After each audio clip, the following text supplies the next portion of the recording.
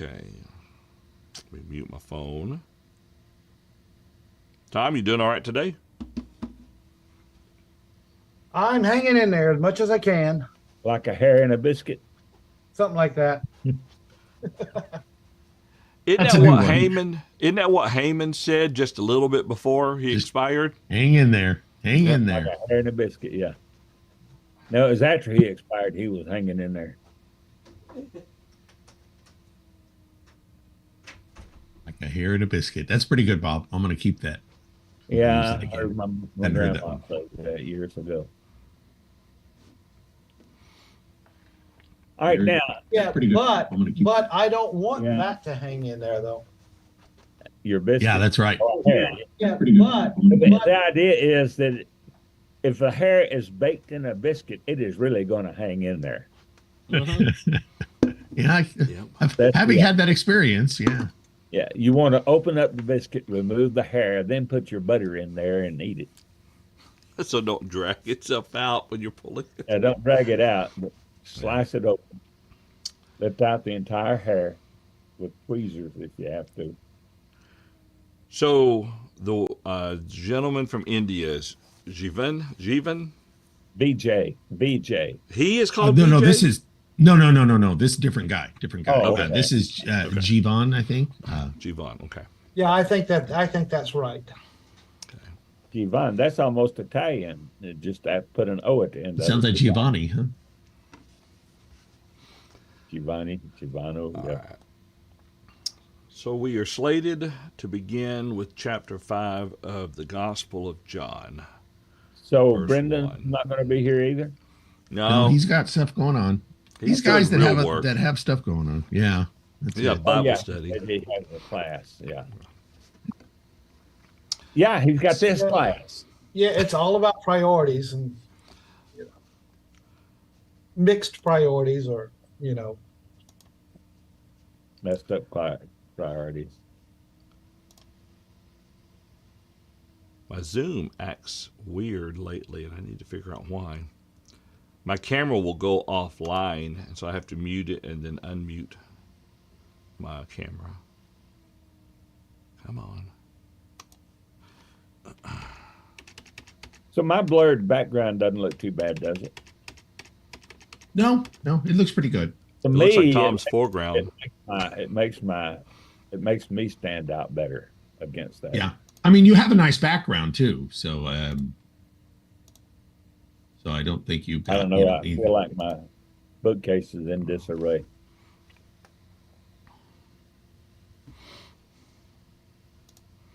That is so weird. All right, folks, we'll start here in just a moment.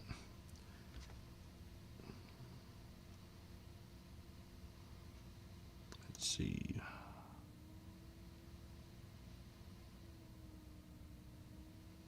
Okay. My color's off on my camera. I had it configured, but it did something wonky, and so it's... Well, you still look like a Caucasian. Thanks. Did its job. It did its job. My shirt identifies as a Smurf, but my face, Yeah. Well, it doesn't look any worse than it does usually. And of course, it usually looks pretty bad. Hey, Caleb, our plans are to be there tonight for the gospel meeting. Unless the storms roll in, we'll be driving down to Lawton this evening. So, Caleb Davis dropped into the chat room for a moment. They're having a gospel meeting with BJ Stipe, and he's gonna have lunch with him. He just wanted to say hi. So, He's a Oregon boy. BJ Sipe is. BJ is he? Okay. Well, we That's won't BJ, not BJ. hold, That's right. Yeah, that against him. Okay, I tell you what, let me fade out, and then we'll be right back, and we'll jump right into John chapter 5. Be right back.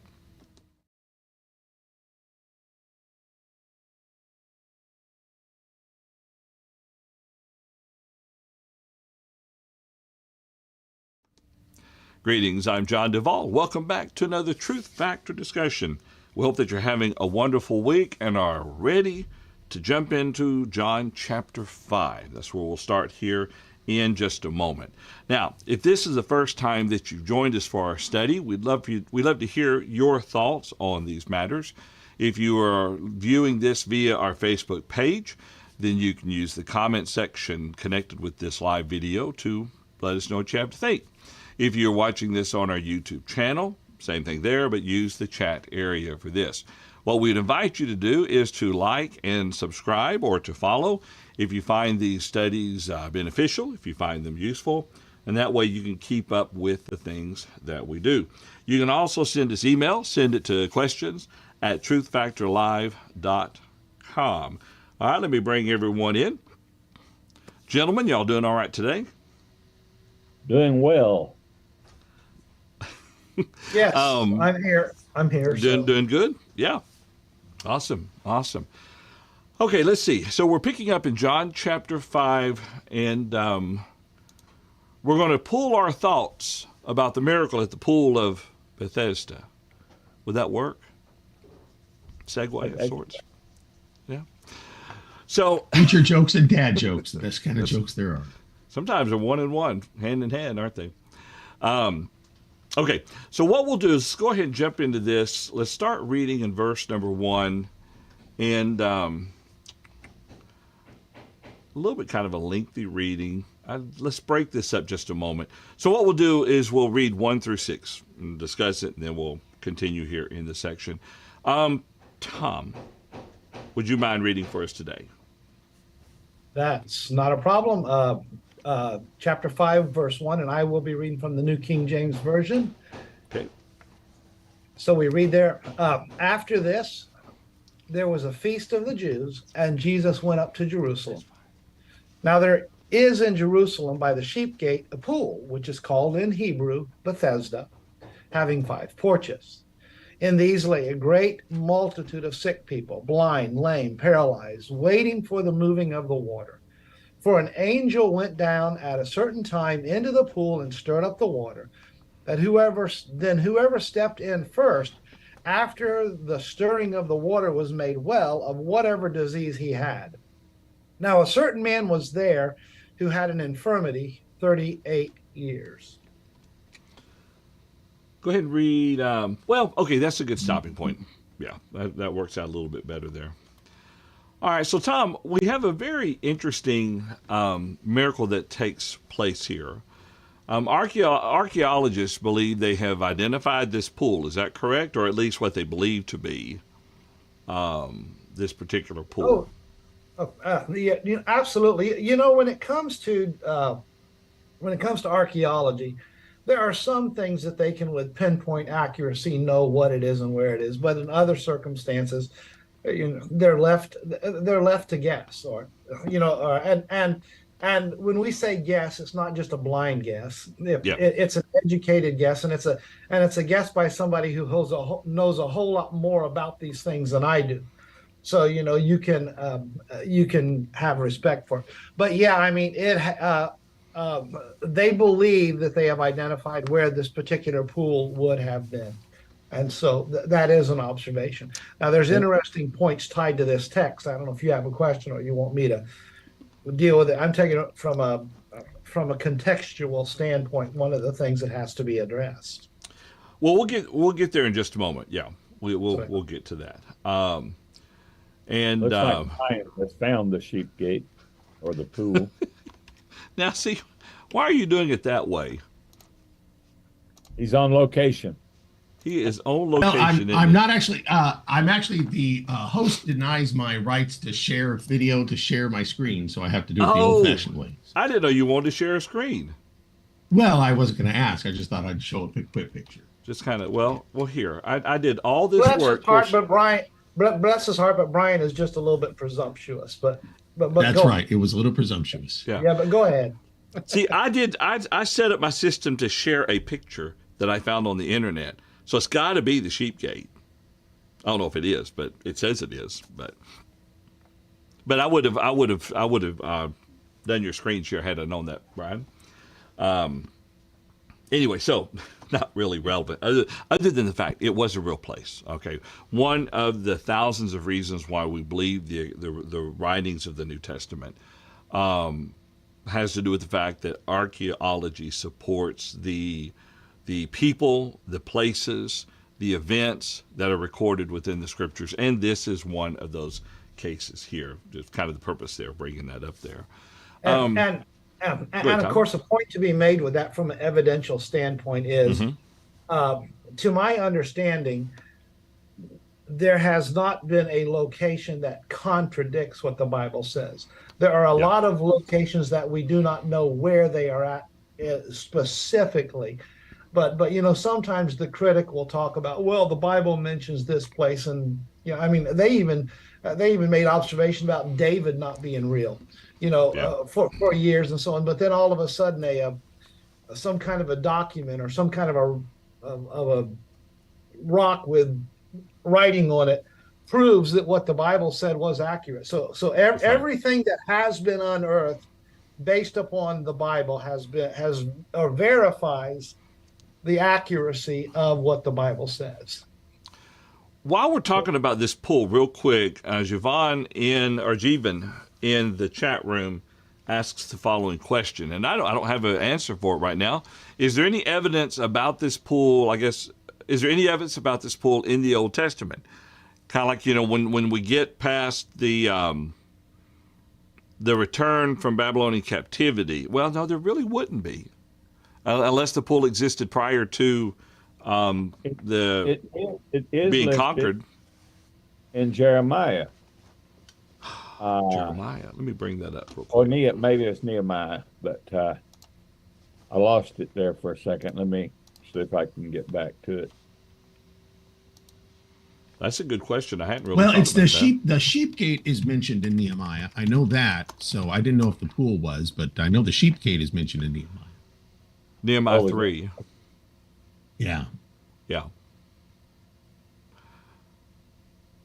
So the pool would have been by the sheep gate. So I guess the question would be when they rebuild it, and I'll pop the Nehemiah text up here. There we go. Then Eliashib the high priest rose up with his brethren, the priests, and built the sheep gate. They consecrated it and hung its doors, and they built as far as the Tower of the 100 and consecrated it, then as far as the Tower of Hananel, or Hananel. So it has to do with where they built it. But I got to be careful how I say this.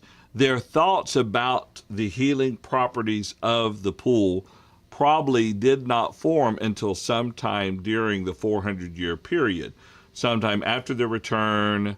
During that time period would be my guess is when that belief developed. Do you think that'd be a safe assumption?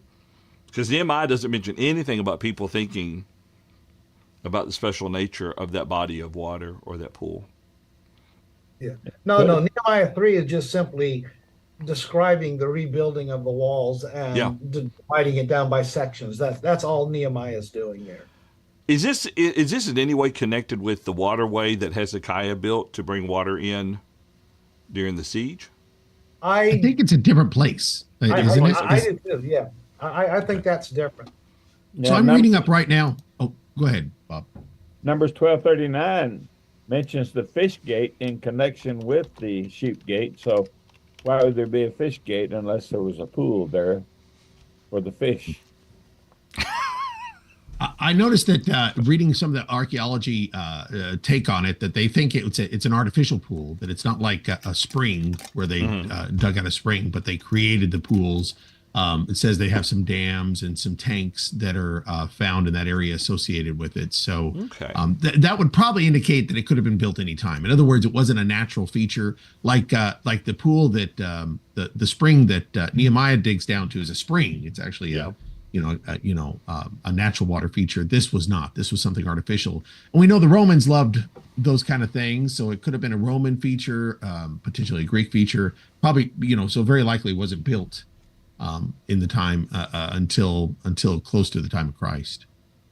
And was it built because, not because of, well, I was going to say because of. Verse 3, in these lay a great multitude of sick people, blind people, lame, paralyzed, waiting for the moving of the water. And we'll discuss that here in just a moment.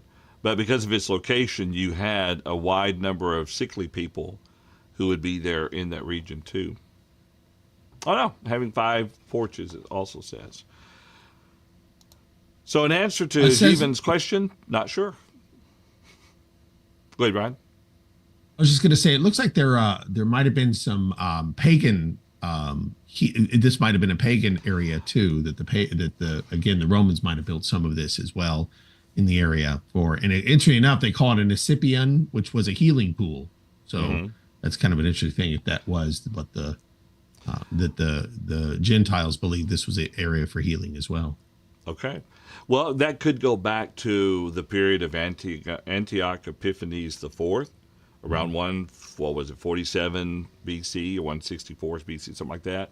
There, the point is his introduction of the Greek culture and through the whole region there could have been also the time period. And this is connected to what you were talking about, Brian, there in that article there, that it could have come from Gentile sources as far as this type of belief or something.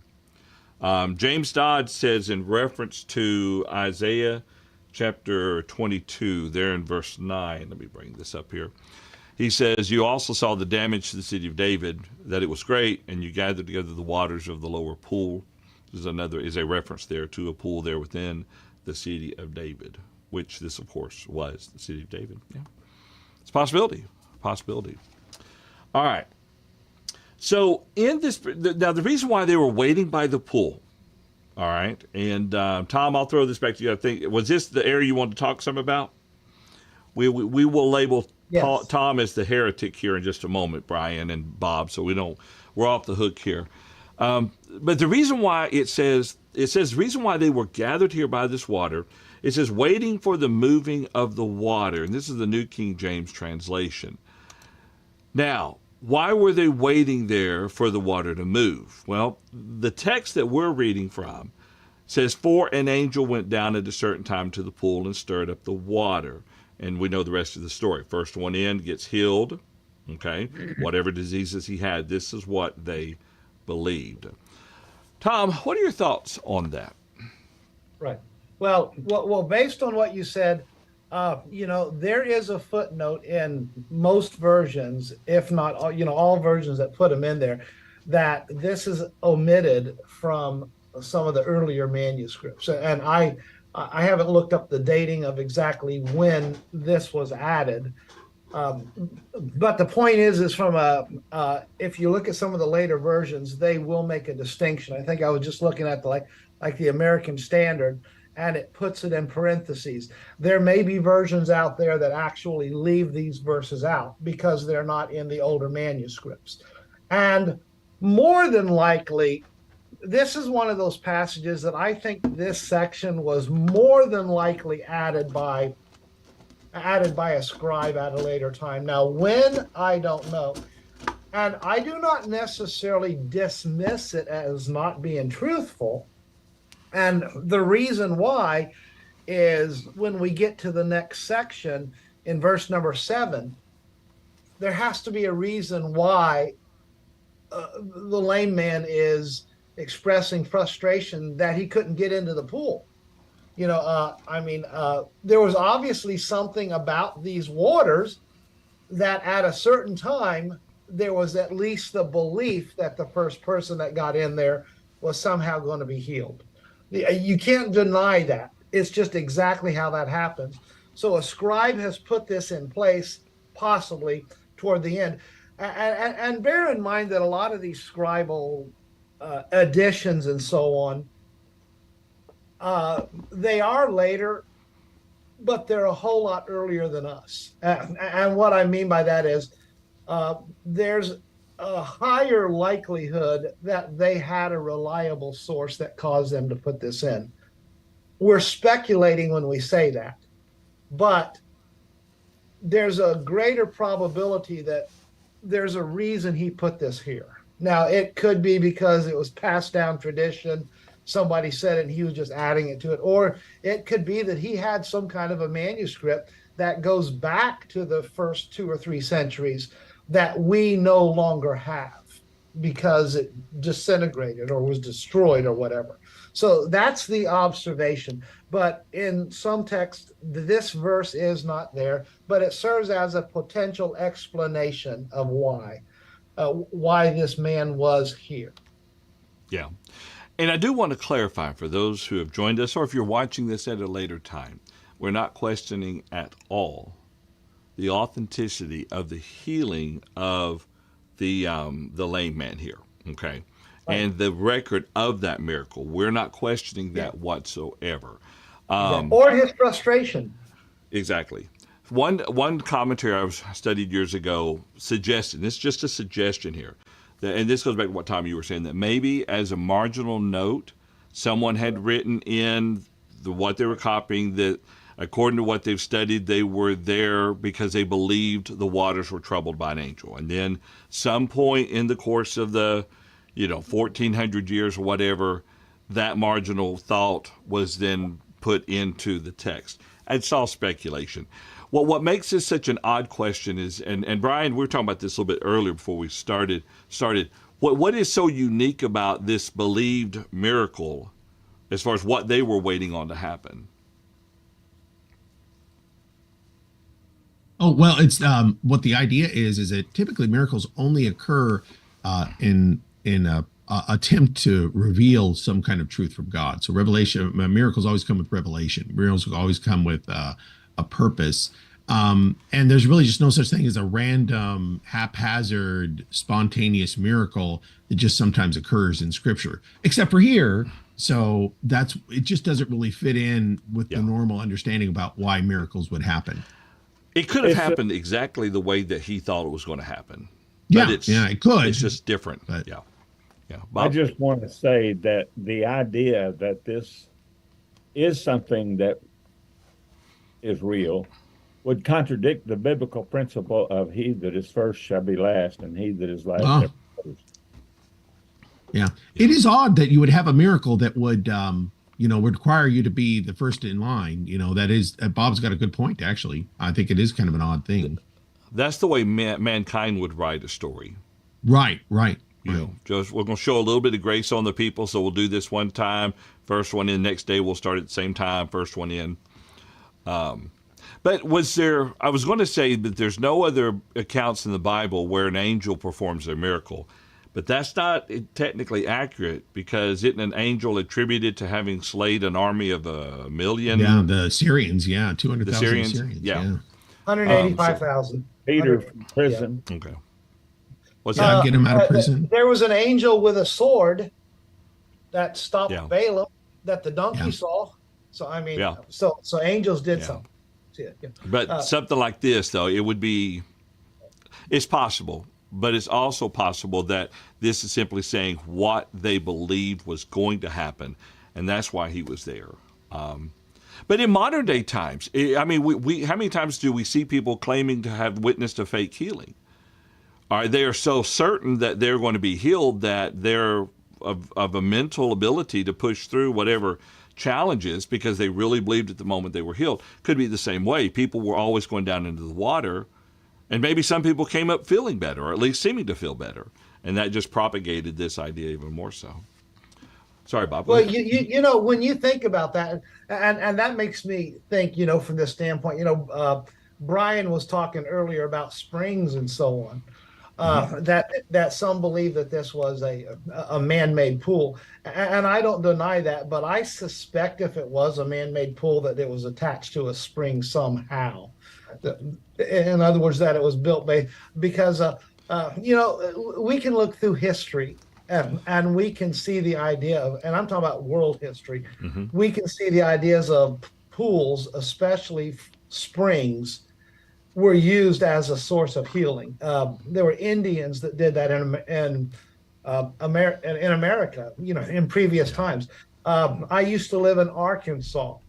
And my boys were born in Hot Springs, Arkansas. And if you know anything about Hot Springs, if you've ever been there, there's Hot Springs National Park. And what that is a park that is built around a natural hot springs. And a part of that park is what they have is what they call Bathhouse Row, which basically dates back to the first half of the 1900s, so the 20th century.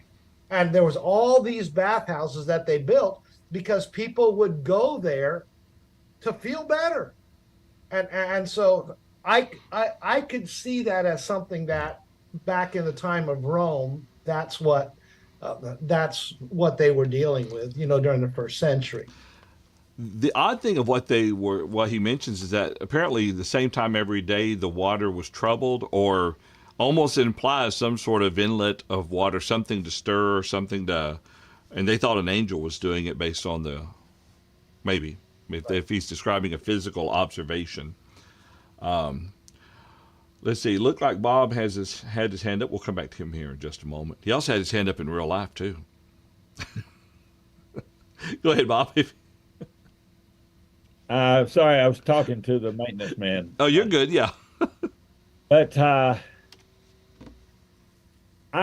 when I was at Florida College, several of us went to a healing service, and we actually saw a young lady healed of bursitis right before our eyes. And so, I can imagine that people with psychosomatic illnesses, or people who just didn't feel good, they get down into the waters, and well, I feel better already.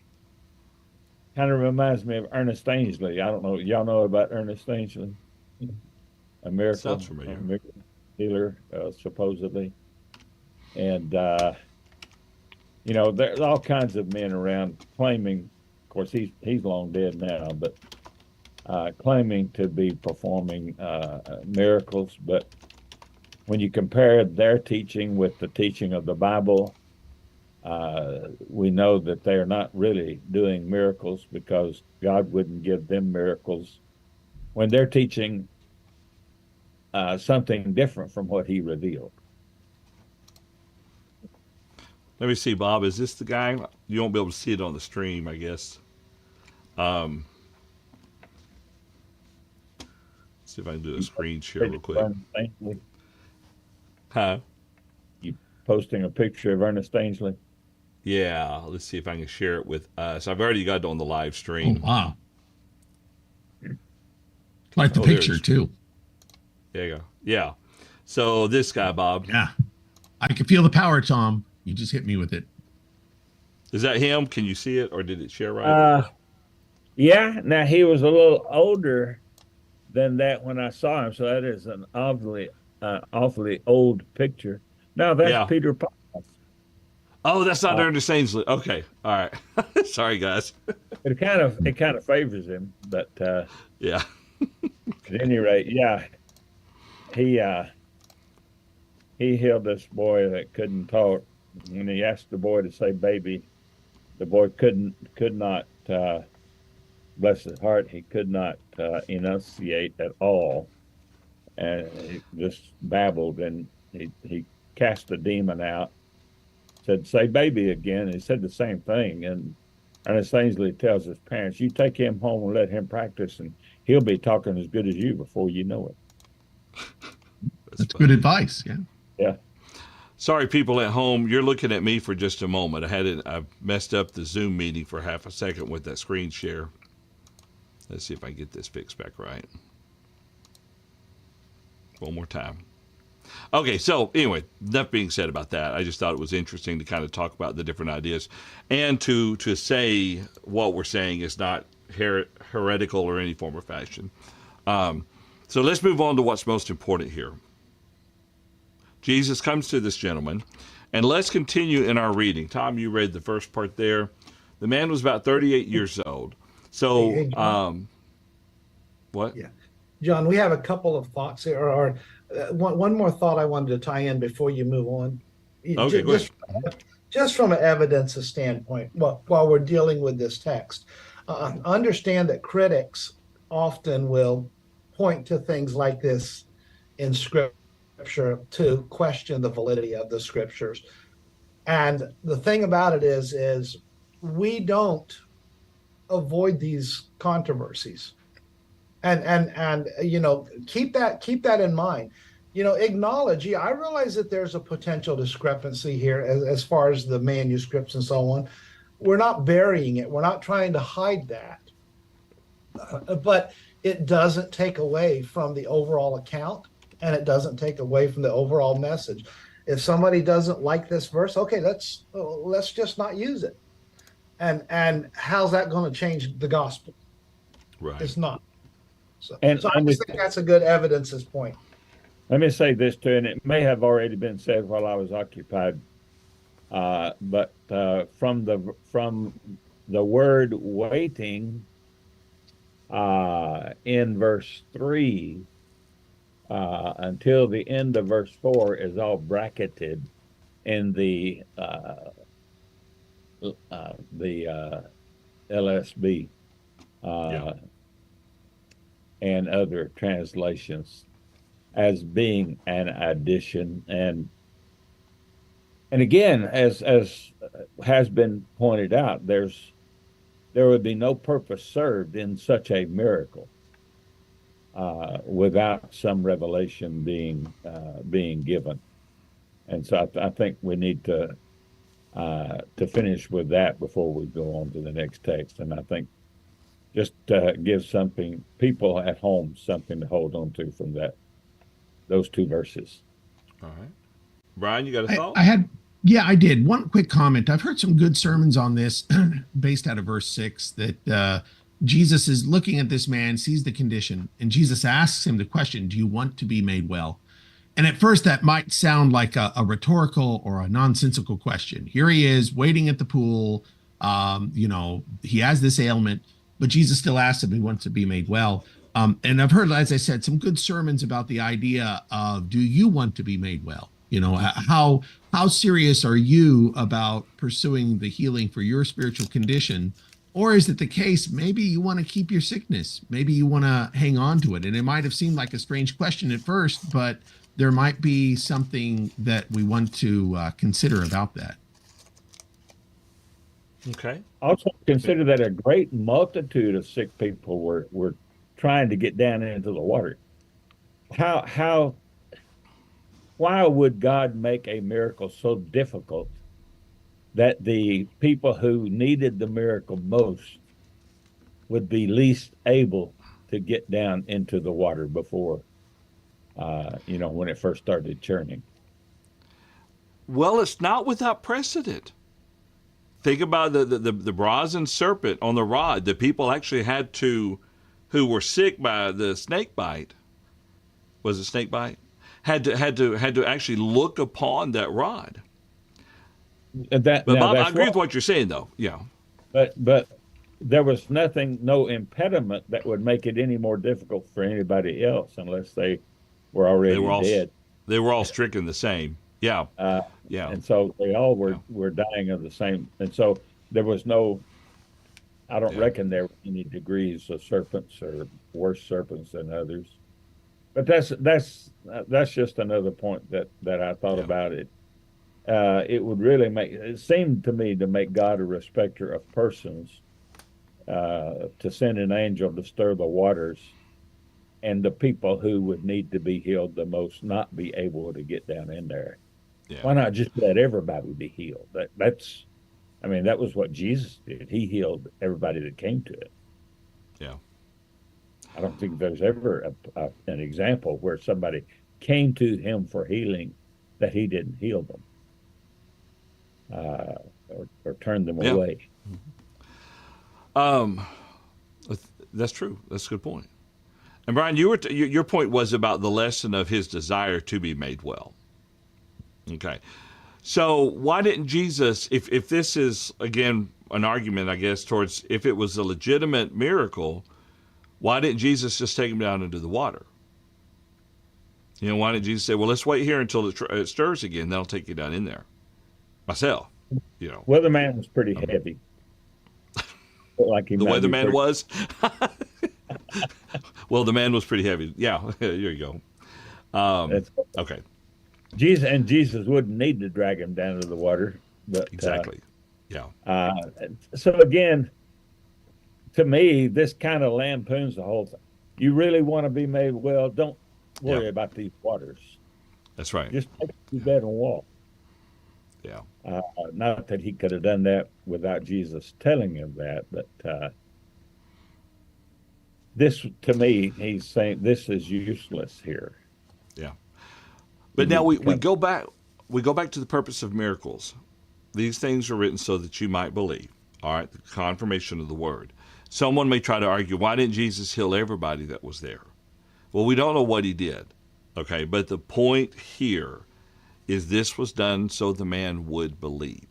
And John uses it as one of many, 7 miracles? Is that what we've said before in the book Gospel of John?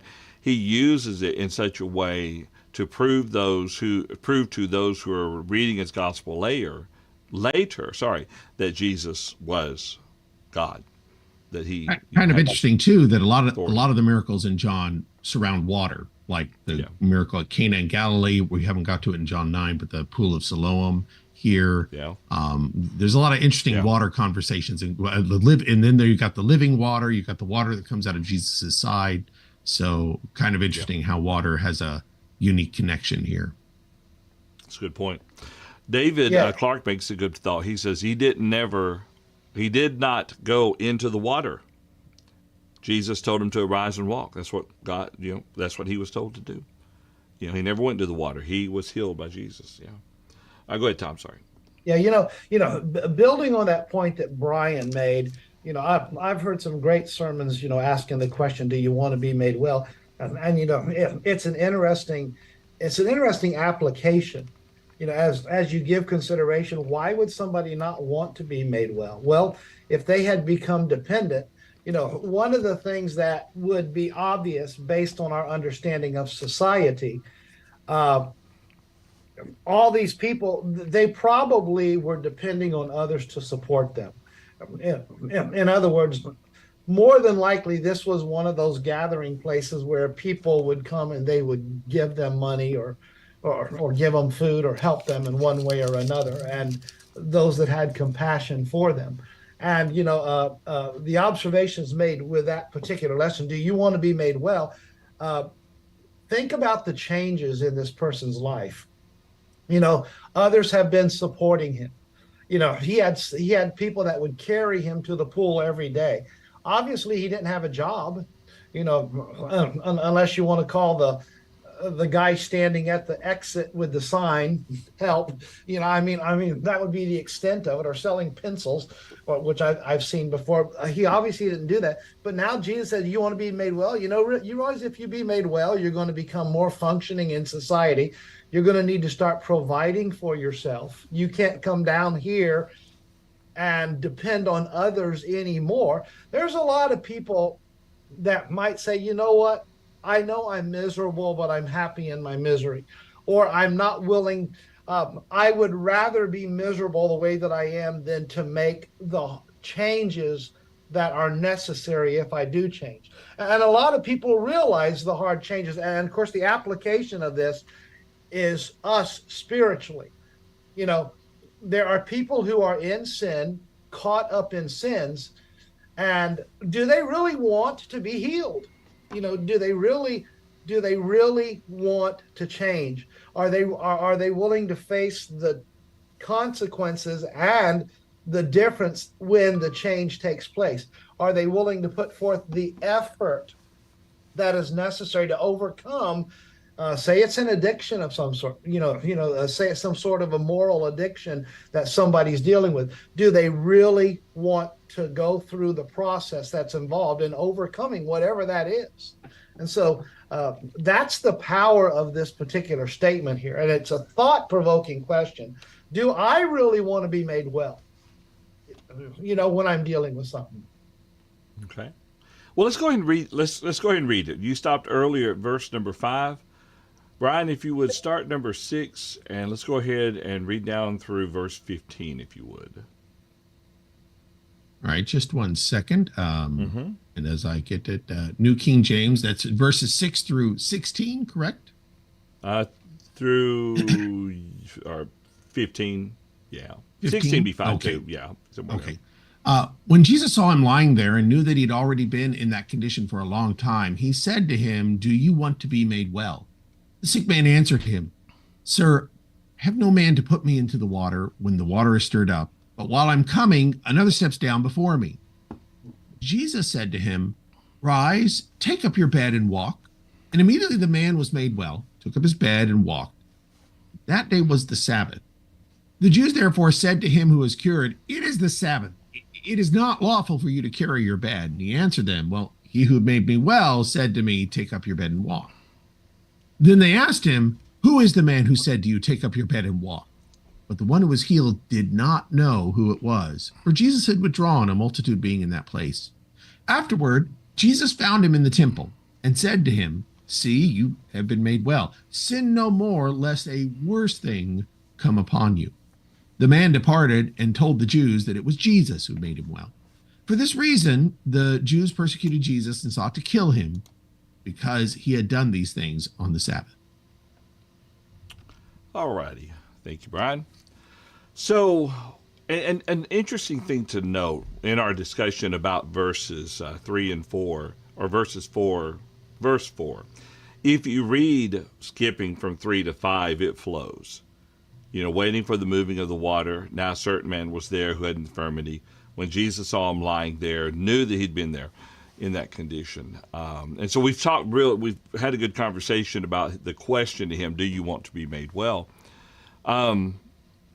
Brian, so the man is still in this belief that he needs to be in the water there. What is amazing here is the fact that Jesus says to him, "Rise, take up your bed and walk," and he does. What was it about Jesus, about this conversation, about the situation, that instantly told the man that he was made well? It's interesting because he doesn't know who Jesus is either. It's not as though he says, Yeah. "Well, I know this is Jesus, and Jesus is a well-known prophet and healer." There's just if you've been crippled all your life, you're laying there, and somebody says, "Why don't you just get up and walk?" And why don't you take a walk off a short pier? You might kind of be upset if someone says, "How dare you say I can't just take up my." But whatever it is, it's a matter of faith. That's kind of a neat thing with this miracle and the pool of Siloam miracle. Is in both instances the guys do what Jesus said. Jesus tells the guy at the pool of Siloam, "Go wash in the pool of Siloam." Jesus tells this man, "Just get up and walk." And the guy just gets up and walks. And it really it's something. And by the way, in both miracles, what's interesting is Jesus kind of steps out of the scene almost right away, so that at the pool of Siloam, the man never saw Jesus. Until Jesus finds him later, like in this event too, the man has never actually seen Jesus. Now, this man has, of course, not being blind, he has seen Jesus, but Jesus then disappears, goes away. And so when he gets questioned about these things, he said, "Well, the guy who healed me told me to do it, so he must have been able to tell me to do it. He couldn't have healed me if that wasn't the case." That's kind of the blind man's argument too. Well, clearly, if this guy has the power to make me see, then this guy has the power to tell me what to do. So our minds wonder about so many things with this. What did the other people, how did they react who saw this? The people who, if he'd been coming regularly and they saw him walk away, a lot of unanswered questions. Sorry, Bob. Go Anybody ahead. wonder how he got there? Oh, yeah, there's a good question. Who brought him and dropped him off? yeah, it being a Sabbath. Yeah. Somebody did, but couldn't hang around, I guess, for whatever reason. But it seems to me also that Jesus speaks with authority. And when somebody speaks with enough authority and tells you, "Get up and walk," you don't say, "Take a long walk off a short pier." You stand up and walk because this man and then when you realize and maybe he could perceive that he was no longer an invalid before rising up and walking, because it says immediately the man was made well, took up his bed and walked, and perhaps he perceived that he had been made well and that he could stand up and walk, and so he stood up and walked. And his defense when the Jews come and says, what are you doing carrying your bed? Well, the guy that healed me told me to do it. And so, yeah, I did it. And so if he had the power to heal me, he certainly had the authority to tell me to take up my bed and walk. Well, Bob, you touch on a point that I think we oftentimes don't. We should probably talk more about what is involved in the healing process. Okay, if you had someone who's lame, he's not been able to walk for ever how long. You've got a weakness of the legs. You've got atrophy. There's so much there nowadays. If you were to lay in bed for 2 months and not walk, you'd probably have to go through physical therapy. You'd have to get your strength built back up. And then if he had ever walked before, let's assume he had never walked before. We don't know in this case in point, I don't remember it saying that he was this way from birth. You have the lack of knowledge within your mind, like a baby has to learn how to walk and things of that nature. So there's a lot within the phrase was made well. And Bob, you may be right. It very well could be that he instantly felt the difference, felt better, felt stronger legs. I mean, you know. And there's a similar instance in Acts chapter 3, where Peter and John are in the temple, and there's a man who had never walked. Yeah. And he was 40 years old, had never walked. We don't know whether he was born with the inability to walk or whether an accident befell him before he learned to walk. Maybe he was a breech birth and his legs were broken in delivery. But when they told him to take up his bed and walk, he took up his bed and walked. Yeah. And he could jump also. He didn't have to go home and practice walking. Yeah. He did jump. Like some of the TV miracles. Someone's trying to get up out of the wheelchair and it takes a couple minutes. They're all shaky and everything, you know. I think they probably learned from that because I think some of the other ones I've seen, they get up and run around and jump up and down. And so. And we need to learn to say TV miracles. Use those air TV, quotes. that's a valid point. Yeah. Yeah. These are paid for TV miracles. We pay the people who we heal. And, you know, Jesus didn't do that. And the apostles, they didn't go around holding miracle services. Send advanced men in to rent a forum or some sort of a place or a tent, set up a tent. We're going to have a healing service. And so come one, come all. They just went and started preaching. And when somebody came to them for healing, they healed them. Or as in the case of John and Peter in Acts 3, the healing took place first. And I think Brian mentioned this in the pre-show conversation. The healing took place first, and then the crowd gathered, and the preaching was done. And so and again, we don't know whether Jesus healed anybody else on this occasion or not. As you pointed out, John, it just doesn't say. It may be that that no one else really had the desire that this man had. Could be. That's a good point. Okay. Any other thoughts about this before we as we continue through the section here? Maybe one more comment. Yeah. Go ahead, Tom. Oh, sorry. Yeah. I was just going to make the observation about the Sabbath. I don't know how much you're going to talk about that, but bear in mind, that was my next point. Yeah. They were going to be critical of him about the Sabbath. And as you start talking about the Sabbath, understand this. Jesus did not violate the Sabbath by what he did. I always find it amazing, when you talk about the miracles that Jesus performed and the hypocritical leaders saying, there's 6 days, come be healed on those days. I just asked the question, how much effort was involved in Jesus healing somebody? Jesus speaks and it happens. Can you talk on the Sabbath? That's really the bottom line. And what he told him to do, it wasn't work. they may have defined it as work, but it wasn't the Sabbath's definition of you shall do no work. Yeah.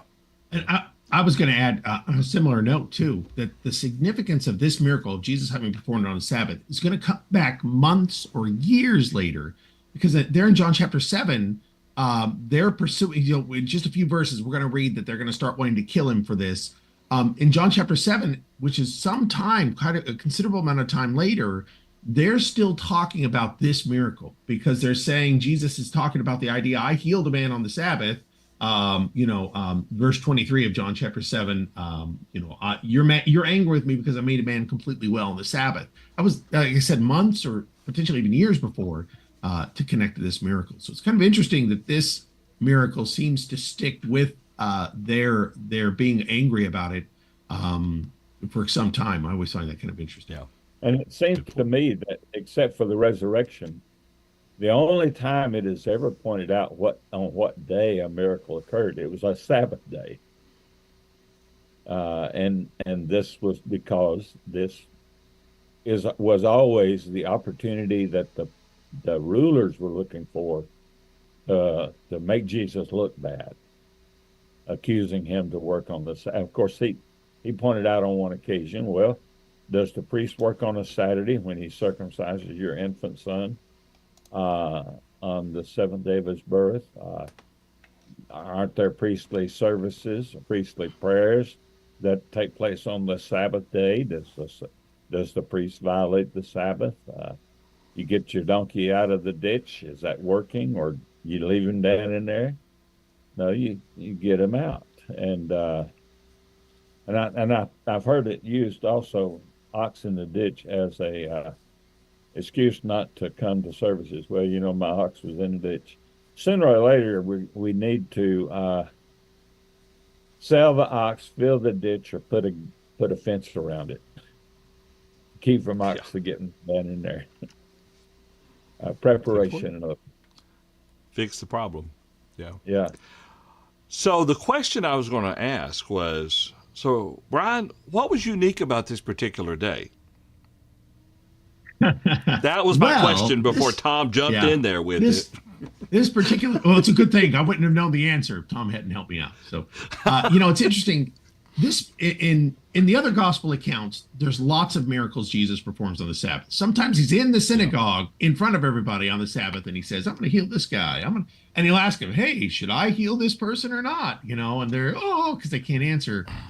They'll look bad either way. So Jesus does all. But here in John, of course, again, we have limited miracles. It'll be this miracle and the miracle in John 9 where Jesus heals somebody on the Sabbath.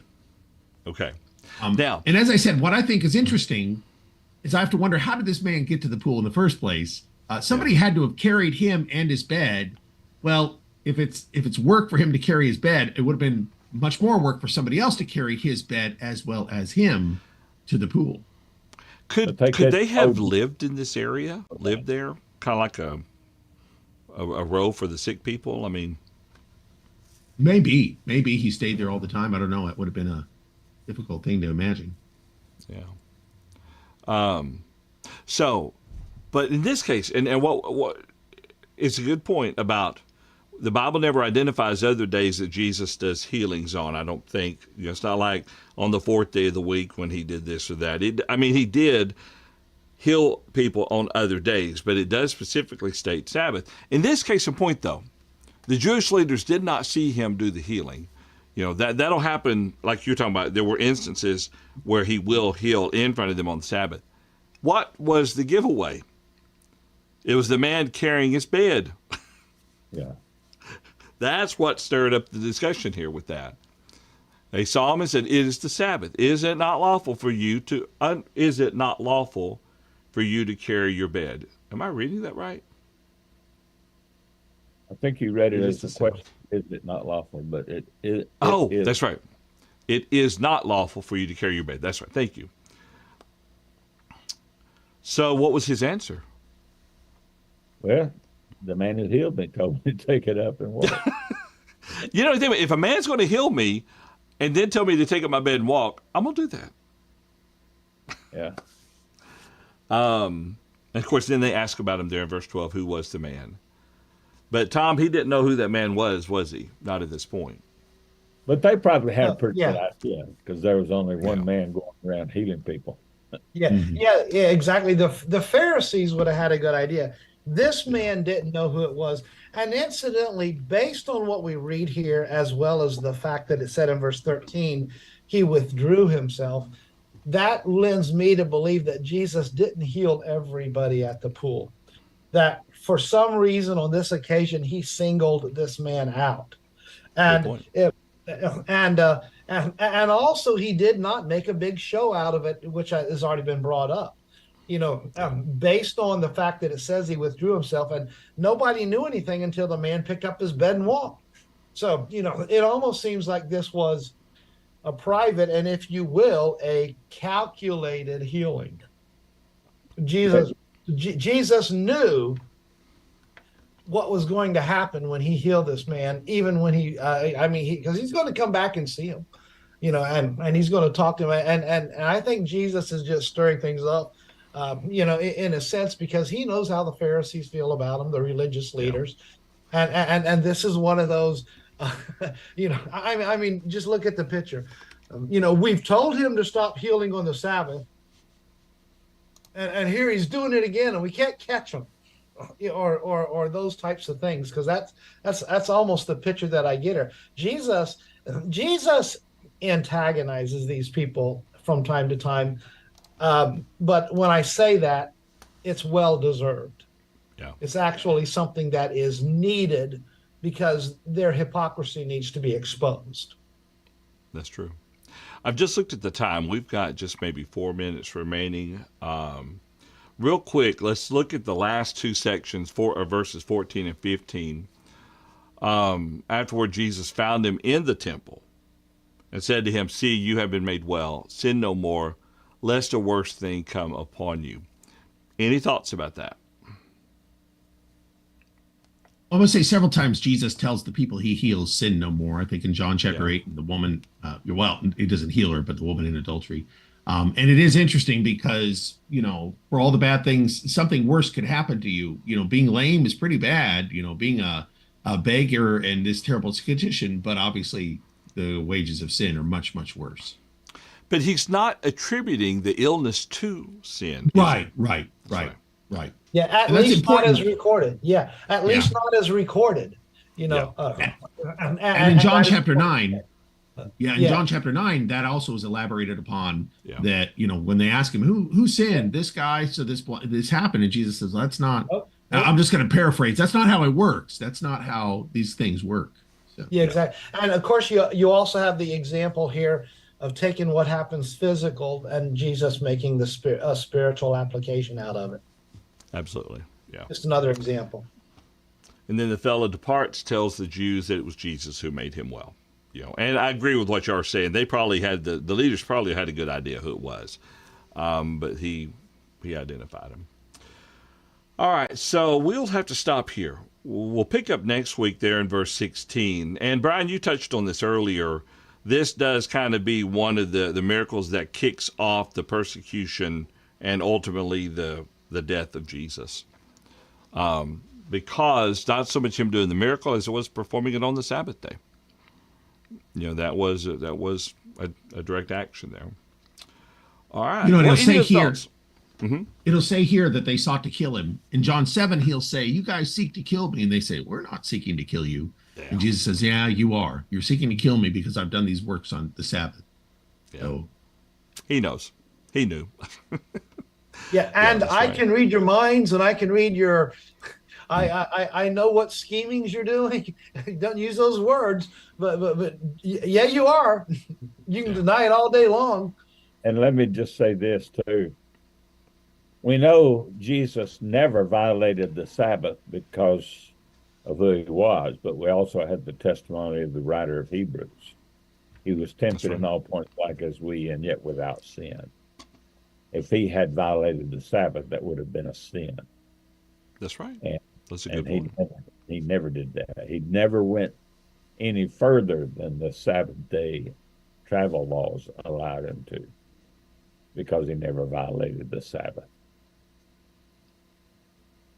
You know, that's a very good point. Although he's Lord of the Sabbath, he never broke the Sabbath law that God had given. Yeah, that he had given. No, he observed it correctly. Yeah. That- And that's probably a really better the way to of look putting at it. it. Yeah. Yeah. Yeah, he observed it correctly. Yeah. All righty. Well, I'll tell you what, let's plan to continue this next Thursday. We'll pick up in John chapter 5, there in verse 16. Appreciate, gentlemen, being able to join me today. We missed Brendan and Miss Paul. Hopefully, we'll be able to have them back with us next week.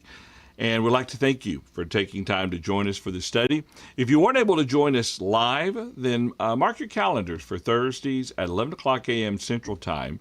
Come to either our Facebook channel, which is our Facebook page, which is YouTube Live, or at Truth Factor Live, and our YouTube channel, which is Truth Factor Live as well. When we have our live studies, or if you're watching this at a later point in time, if you want to get in contact with us, please do that. You can send it to questions@truthfactorlive.com. All righty. We'll see everyone then next week, next Thursday, 11 o'clock a.m. Central Time. You have a wonderful week. Bye-bye.